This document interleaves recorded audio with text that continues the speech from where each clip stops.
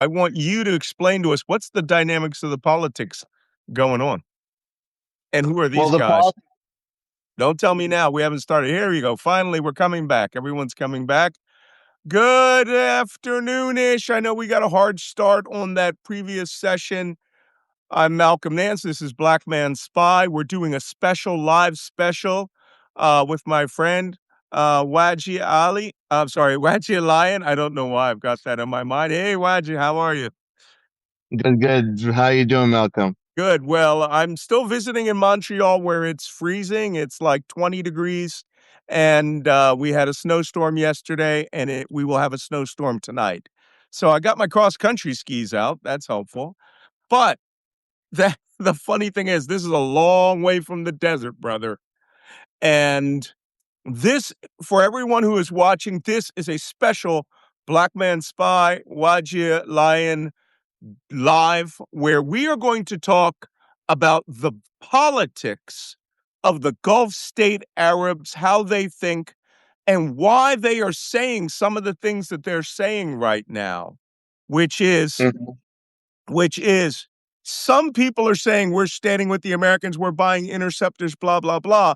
And then you have these individuals who are very prominent coming out and making statements like, Lindsey Graham should shut the F up, pretty much. So there are very great nuances in each of these nations. These leaders fundamentally are tribal leaders who are trillionaires. And they just don't take $1 trillion. They just take 100 billion here, 100 billion there. But they own all the land, resources, and money in their countries, you know? And they have different politics. And there's a couple of scenarios, Waji, we need to talk about, which is if this war doesn't end in the next week, how will it play? Even worse, we had an announcement today that the Trump administration, in their infinite wisdom, decided instead of invading and having U.S. Marines nearby, they're planning on bringing in 2,500 Marines from Japan in order to maybe invade the Iranian islands. I actually have an entire paid subscribers only special for that because I took part in an exercise where we gamed this out in the mid 80s. The point is, only the Gulf states will be able to resupply the U.S. military. And will they do it? If this takes it's going to take 2 to 3 weeks for the Marines to get from Japan to the Arabian Gulf. So do they want to be supplying them from Dubai, Abu Dhabi, Doha? Even worse, they have to transit the Strait of Hormuz alive to attack Iran, to invade Iran, which is what we're talking about. How will these people behind me, right? These are the leaders of the Gulf Cooperation Council. How are they responding to this war? And how will they respond to this war? So introduce yourself and go ahead, because I'm going to let you do most of the talking today. Thank you, Malcolm. My name is Wajih Lion. I am international political analyst, international human rights activist. I do a lot of geopolitical analysis. I am from Saudi Arabia. I have Sharia law background. I have at least 5 chapters of the Quran memorized word to word, 5 to 10 chapters. You forget some of them with time. Um, I have an insight. I used to be a liaison for the Saudi culture attaché here in DC when I was the head of the cultural club for the Saudi club at Kent State University. And I have a great insight. My brother is in the Ministry of Interior, and my other brother works for Aramco. Two I sides. I can I have I like if you would call someone like someone that understands the situation, I might be one of the few people that can explain it in simpler terms for a lot of the viewers who are in the West. For the longest time, the relationship. So each member of the Gulf Council has a slightly different relationship with the world. Um, Saudi Arabia likes to represent itself as the representative of the Sunni Islam and the protector of the two holy mosques. UAE would like to find itself like the financial hub of the Middle East. Uh, the Oman likes to see themselves as the Switzerland, meaning as the non-bias of the whole of the Gulf region. And then you got Kuwait that is has one of the most expensive currencies in the world.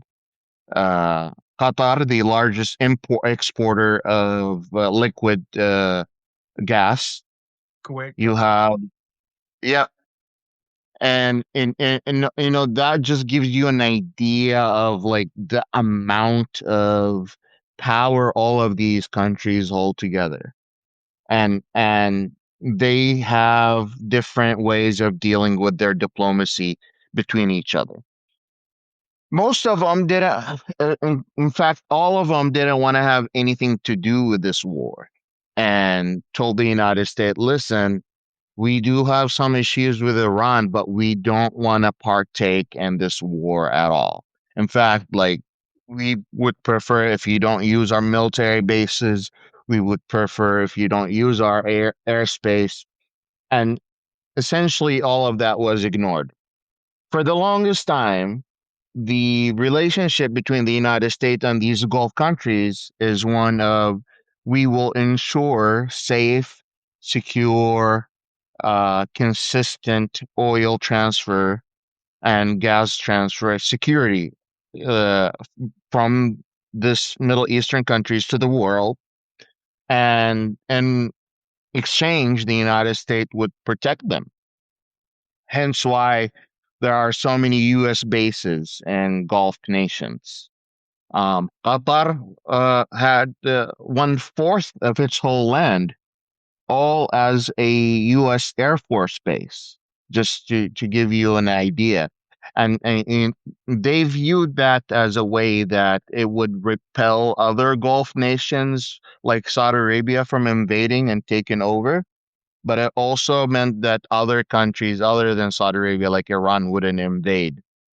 Well, all of that theory, came and got tarnished with, a 12-day war where the Iranians literally been measuring and studying every single strategic spot that they need to hit to pressure the Gulf nations to put to change their strategic alliance with the United States. Let me tell you why. The United Arab Emirates most focus, like I told you, is tourism and financial hub. When you hit their main tourist attractions, like Burj Al Arab, one of the few 2 or 3 7-star hotels in the world, uh, you hit their other buildings that have part of the financial industry. People have left and are leaving the United Arab Emirates, taken away all of those businesses. Saudi Arabia, that has been relying on the United States to have these bases in Al Khobar and have bases and Jeddah and all of these are very hot spot regions that control a lot of oil flow, right? Well, when these are being hit, and even worse, the water salination being hit, where you have a nation that does not have access to pure water. All they have access to is salt water.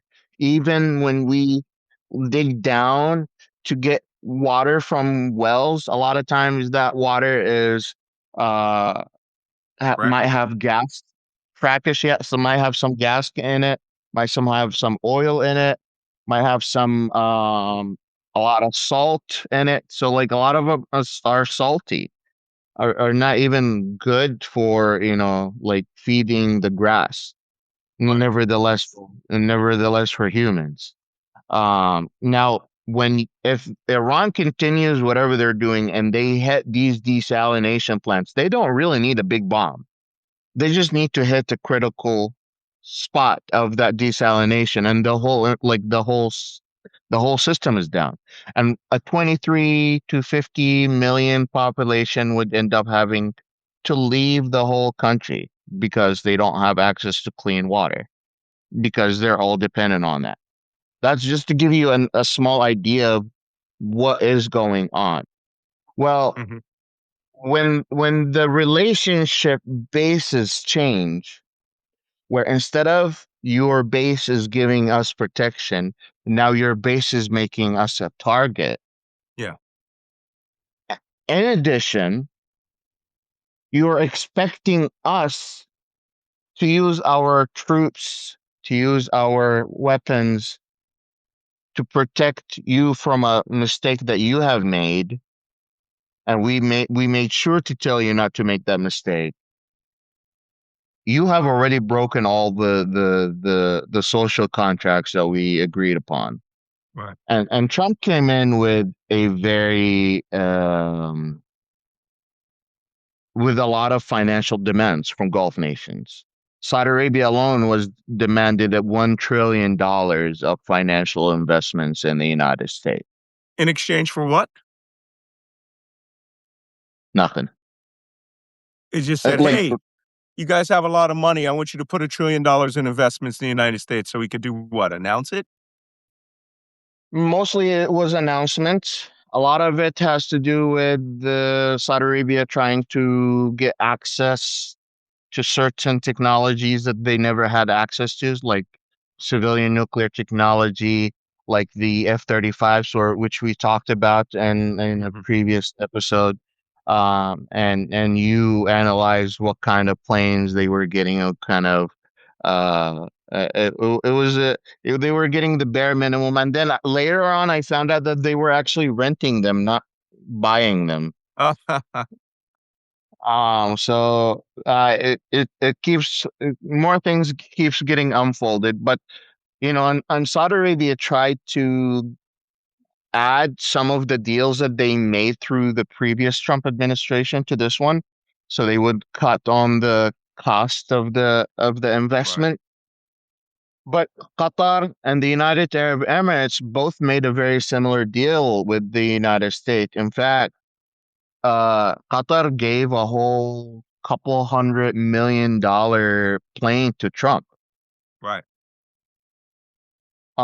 So all of that, they're like, okay, we got on the good side of Trump. Like, there's no way he's gonna throw us under the bus. So Funny you should mention that. I see a bus down the road. so now there is a very famous saying that was said by Sadat, Anwar Sadat, the previous Egyptian president, and Ahmed Abdel Nasser, اللي اتلحق بالامريكان يبقى عريان. Whoever gets covered with the Americans stays naked, meaning like if you try to ask for the Americans for protection, in the long run, you're not going to get the protection that you were promised. And now that famous saying is coming up again. Uh, so the Gulf nations, they were kind of planning for a crazy situation like that, which is why Saudi Arabia has that pipeline. I went back and you told me about the pipeline, and I went back and they literally made that pipeline specifically for an incident like what we just had right now Yeah, in the this is Hormuz. the Dammam Yanbu pipeline. It goes from the Correct. Dammam oil field just north of Bahrain all the way across Saudi Arabia. It's an emergency pipeline. Problem is, it at max capacity will just take 10% of what Saudi Arabia can put out. And the Exactly. Yemenis haven't gotten into this war yet. Yeah. Yeah. Yeah. Big word is yet. And Yeah. let's remember that the Yemenis now are divided into two nations, Houthis The Houthis. and Right. and the Houthis are almost 99% aligned with Iran because they're Shia. We talked a little bit about the Sunni Shia conflict in our previous episode. Right. but that conflict plays a huge part right now. And that a lot of sleeper cells are just waiting that big call from Mustafa Khamenei for a big roundup of jihad from the Shias. Okay. And as soon So as that happens, go ahead. that being said, go country by country. The inevitable has happened. All of those billions upon billions, not even billions upon billions. I think over $1 trillion in defense spending in the last 50 years, 47, since, although the Saudis and other countries were building up their weapons because they were afraid of the Shah of Iran also. And the Yeah, Americans were putting a lot of money behind the Shah of Iran. We were treating him like a NATO nation, wanted him. There was talk at a point of getting nuclear weapons for Iran, for the Shah of Iran, right? Because he's a white guy, right? Aryan, good looking, immense quantities of gold. And the Saudis were fearful of that. So since the Iranian Islamic Revolution of 1979, they've put in trillions in defense and it paid off. And ballistic missiles, defense systems worked, even though the Americans had to be there. The Qataris, well, theirs worked, but they lost $1 billion radar to a $20,000 drone. Um, that's right. all of this being said, country by country, the inevitable, the what has happened. The oil is turned off. They are hemorrhaging money by the hundreds of billions of dollars, or close to $1 trillion per week, including their investments, right? What do That's they right. think now? Is MBS like I'm Donald Trump ride or die? Is Sheikh um uh uh Ibn Qaboos of Oman, which was neutral, now Hmm. getting its oil storage facilities hit by drones? Is he going to Yep. try to be the fair arbiter here? Are the Zayids, right? Mohammed bin Zayed of Abu Dhabi. They got Hmm. hit the most, right? More than 500 a thousand ballistic five missiles, hundred. Yep. all of this. Are they ready to go, hey, Trump is our man. He's going to be the guy that'll take care of us. Or is there going to be a a massive shift? My opinion real quick. If I was any of those Gulf states, I would say the GCC needs to spend money on the GCC to protect the GCC, which means Qatar, Bahrain, Kuwait, combined power, but don't fucking rely on the Americans anymore. All we get is hit. What do you think? So the GCC, especially a few of the prominent countries like Saudi Arabia, Qatar, United Arab Emirates, have been trying to center themselves between Russia and China and the West as this diplomat.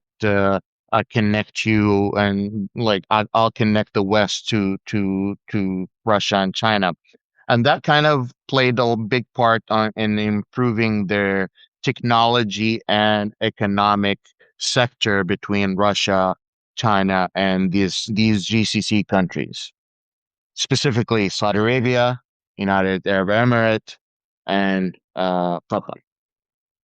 So now there is a five-step plan for these countries Mhm. to remove themselves from contracts from the United States and move toward these protection contracts with Russia and China. Really? Saudi Arabia, yes, Saudi Arabia in particularly are going to Kiev. They're going to Ukraine Right. For for drones. drones because the Ukraine has been very successful and their drone attacks with Russia, and therefore we'll just go to Ukraine for those drone protections. They have been buying over the years a small pile of Chinese and Russian military equipment. Saudi Yeah, but Arabia. no one in the Gulf believes that Russian stuff works. It shit the bed in Yemen. But China is a different animal. They could be the adults in the room here. Do you think that They could get the can. Strait of Hormuz open? by placating the Iranians and doing deals with the Arab states. What do you think? I think China is playing the wise guy in the whole situation. Yeah, And I the don't mean wise guy as like a gangster. I mean the wise guy as wise man. like the wise man. And that really is playing a part because one hand they are criticizing the attack. On the other hand, they never attacked any of these Gulf nations, Mhm. and they are willing to invest. Also, they have the resources necessary to clear the Strait of Hormuz. I don't know if you remember this, but you served in the first Gulf War in the Desert Storm. Dude, I served in all of them from 1985. I bet you All heard. the escorts, all the mining, the Iran. Monitored the Iran-Iraq war on both sides. Fought Iran in 1988, and then the first Gulf War started. Oh my God, I did it all, 1991. baby. 1990. Oh, and that was before I was born. I was born 1993, but I'm obsessed in this 93, I was type. mid-career. I, I was was- 32 years old. Oh my God, I dude, feel old now. I I entered politics at the age of maybe 15. It's a long story. Okay, Uh, but go on.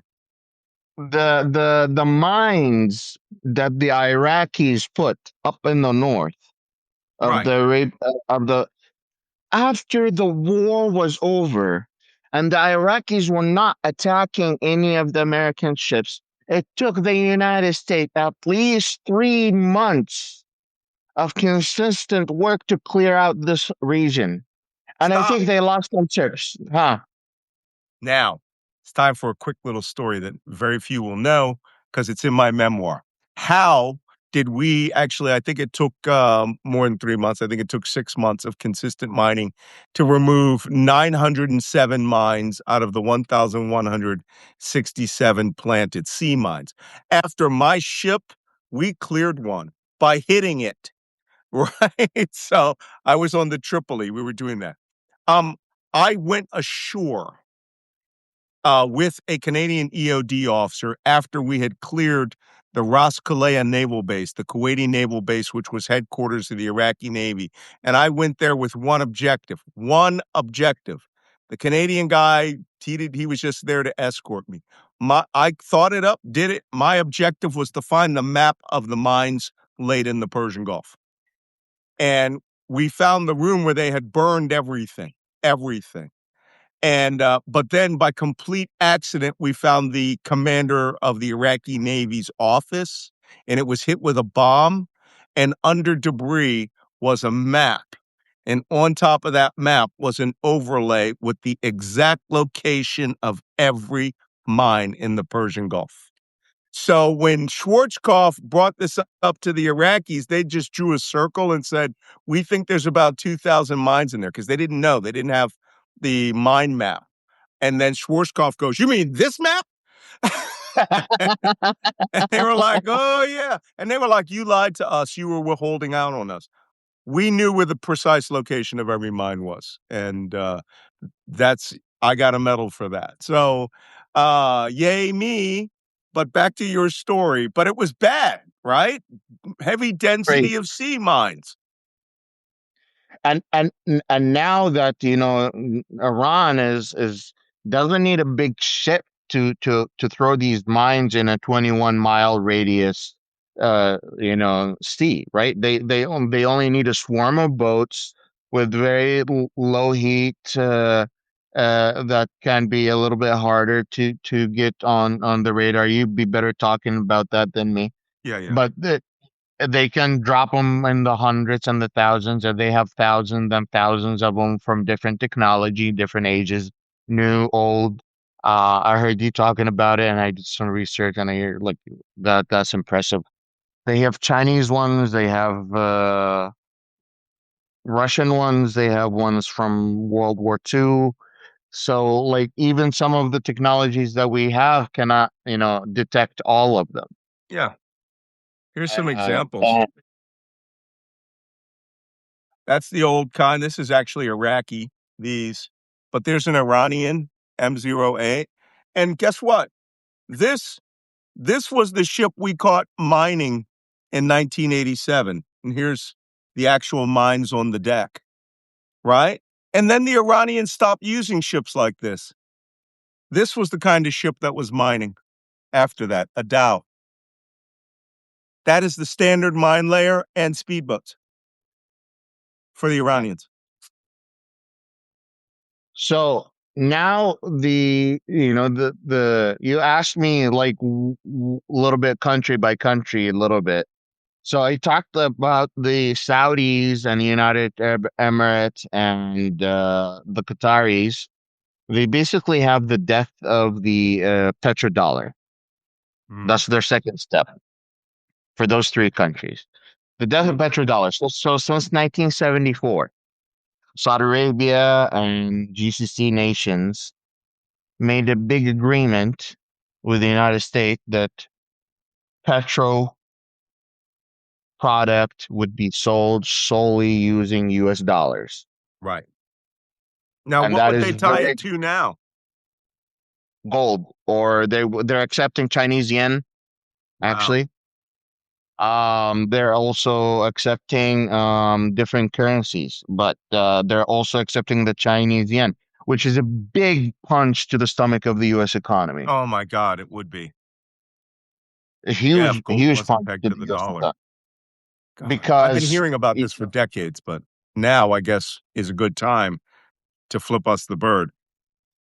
well, not just that. I mean, I remember growing up, and I remember the first conflict between Gaddafi and the United States was, from what I was being taught, was that Gaddafi was trying to change the petrodollar to gold standard, and that wasn't going well with the Americans. But that was what I was taught, and that caused the conflict back then.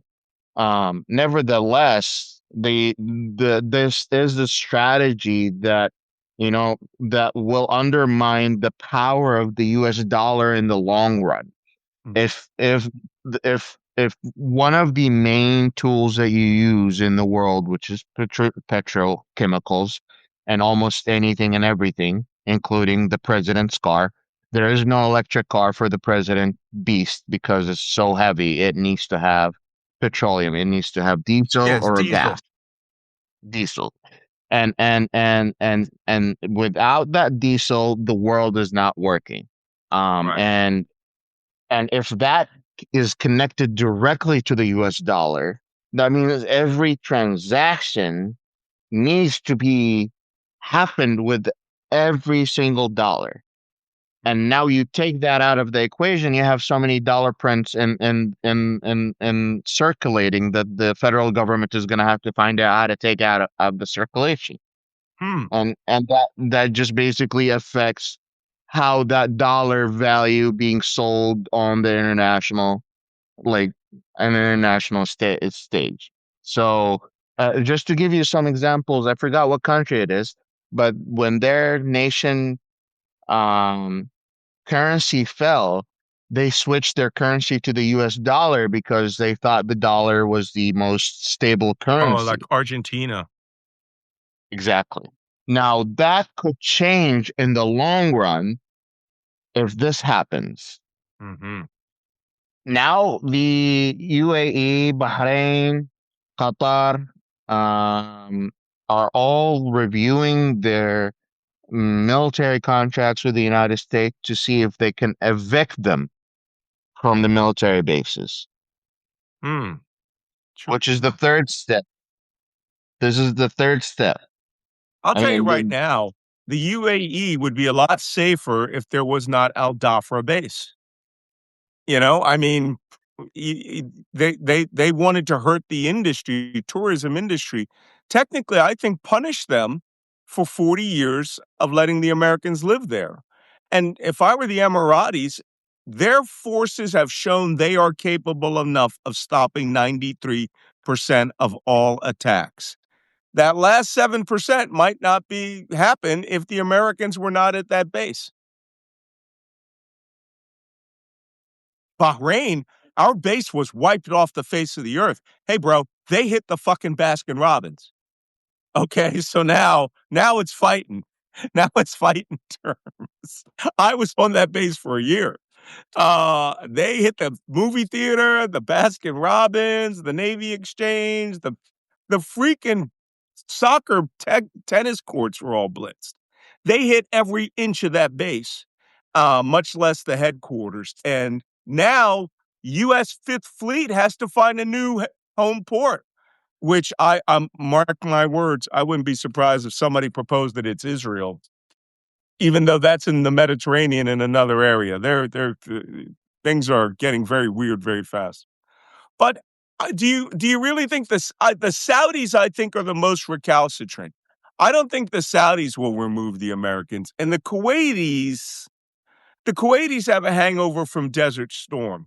So what If, about them? if, if I'm being honest, I haven't seen the Saudis talk about evicting the Americans. What I have seen was the Gulf nations like the United Arab Emirates, Qatar, and certainly Oman. Mhm. Like I feel like Oman and Qatar has been like the two countries that really feel betrayed by both sides. Yeah. Well, By Oman both doesn't sides. really you have U.S. bases in it. We just visit from time to time. But Qatar has a good argument to say, okay, that big war is over. We don't need you here anymore. We'll run our own interceptors. The use of U.S. Central Command forward was Afghanistan and Iran, and that has now played itself out. And it's a missile magnet. Yeah. And so what they will do now is make peace with Mm. the enemy. Wow. Yeah. Oh, brother, Camel Souk. Okay, Camel Souk and Mosque. you know, so you got to say that's what And, they'll and say. They'll say, "We know you're Shia, but you know us. We know yeah, you. Let's we cut eat some we eat deal." there's some bread and salt between us, like they say in Arabic. Voila. عيش وملح عيش وملح. At least we're cousins. They Ishmael. will say at least we're cousins, you know. Mm-hmm. But Yes. yeah, I think there is going to be a big realization that okay, this relationship between the West might be over, and like well, Saudi Arabia was trying to make peace with Iranians. Mhm. They for the first time in years they had ambassadorship, they had their embassy back open. The embassy was closed for years. It was just in the past few years that the embassy was open back again between Mhm. Saudi Arabia and Iran. So like there was actual work that was being done trying to make peace with the enemy, but this has expedited everything. Mhm. And Has it's also expedited. shown the price you pay. Now it's real money price, not threats like it's been for the last 40 years, 47 years. Now it's real money's being thrown into a giant pile and burned by Donald Trump and Pete Hegseth. We have some questions because we've got to end this in about 10 minutes. First, I have some questions, but someone asked about where Yanbu was. This is the map of the oil pipeline right here from Damam, East-West Pipeline, Abqaiq to Yanbu. Here's Yanbu on the Red Sea. Down here is Jeddah and then Mecca and then the Houthis, all right, who can throw it. But that's how the Saudis moved theirs, and the Emiratis built one called the Habshan Fujairah oil pipeline. Habshan is the Yeah. pumping station down here south of Abu Dhabi to Fujairah, which is their main shipping port, which is on the Red Sea. But Fujairah was attacked twice, and they've attacked ships coming out of Fujairah. So, And they can also attack the pipeline. yes, We haven't yeah, talked about that. absolutely. Hit the pumping station, nothing pumps. And that's Even your and again, like it's every $10,000 versus $2 million. Like for every drone that's $10,000, the Gulf nations are spending $2 million a rocket. Yep. So here's a question from Los Gatos. By the way, that previous question was asked to point out Yanbu. Los Gatos says, has Saudi Arabia stopped pumping oil yet due to not being able to get it out? A little bit, yes. They have paused a large amount of the production. There has been an effort, a global effort, to release 400 barrels of oil through the OPEC and also in addition to the United States, with a large part of that being taken, the largest amount of that coming out of the United States, 180 barrels, about that from the US, which is coming out of your national security pile. It's Right. not coming out of anywhere else. It's the same pile that the United States will use for its own military. Yep. Just let you know. Okay. Next question. Is there an off ramp from the Gulf states for Trump?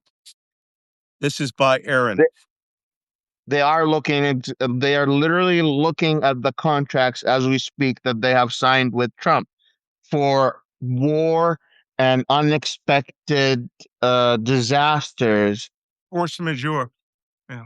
Exactly. To break those contracts with the United States as we speak. So yes, Yeah. that is being done as we speak. Force majeure is act of God, and the contract isn't being fulfilled, and we're not going to pay for it because of force majeure. And I know Qatar, United Arab Emirates, and Bahrain declared to all of its clients, due to this war, we're in a circumstance of force majeure, and we will not be able to fulfill the contracts, and you will not be able to penalize us because that is in your contract, right? Correct.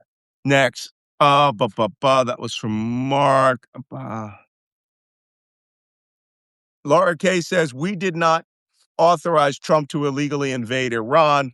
Can this war be stopped? And I think she means from the Gulf states' perspective. No, the Gulf states don't have the power or resources to stop the United States in person. They cannot fight the United States, but what they What could about do pressure? is exactly the five-step pressure that they're doing, leaving U.S. contracts, leaving U.S. Purchases, going to Russia and China for weapons, making peace with the enemy. That's exactly the what the United States has been trying to prevent for the last 50 years. Yeah. So somebody wrote, so the Iranian people are the biggest losers. No, the Americans are the biggest losers, I think. Americans. We're losing money hand over fist, and we are on the verge of breaking the global economy. Everything is connected. Yeah. Here's the thing. A lot of Americans don't understand this. The largest hate sentiment against the United States in the Middle East comes out of a U.S. ally and a NATO ally. Comes from Turkey. Scientifically, it has been studied and measured. Now that you have done this, you have lost some of your strongest and best ally in U.S. history. Now, your only strong ally in the region of the Middle East, instead of having the GCC and Israel and Turkey, now it's just Israel, maybe sometime Turkey, Oh, because of a contract. crazy. All right. Well, thanks for coming on here, Waja, and explaining this from the Gulf state Arab perspective. Because now you've I hope given it me was some helpful. insights I wouldn't have thought, but I think you're right. I think this is money now. I think some of them will announce that there have been so much damage, they'll just say we cannot fulfill these Donald Trump towers, Donald Trump golf courses. We're going to stop all development except for oil. And that Yep. happened in 2008. They turned off every penny for 5 years. Every penny was stopped. And they're not going to go out and give him $100 million or $1 billion to make a tower now that he's cost them trillions. I don't think so. No. Didn't he come up with an executive order giving Qatar a higher protection than NATO? Yes. Yeah.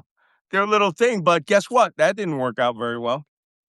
They stopped all natural gas production. 20% of the world's national gas comes out of Ras Laffan in Qatar. And a week ago, they had to declare force majeure. And the Minister of Energy of Qatar said, if this continues, we will have to stop all production and the global economy will stop. Yep. Yep.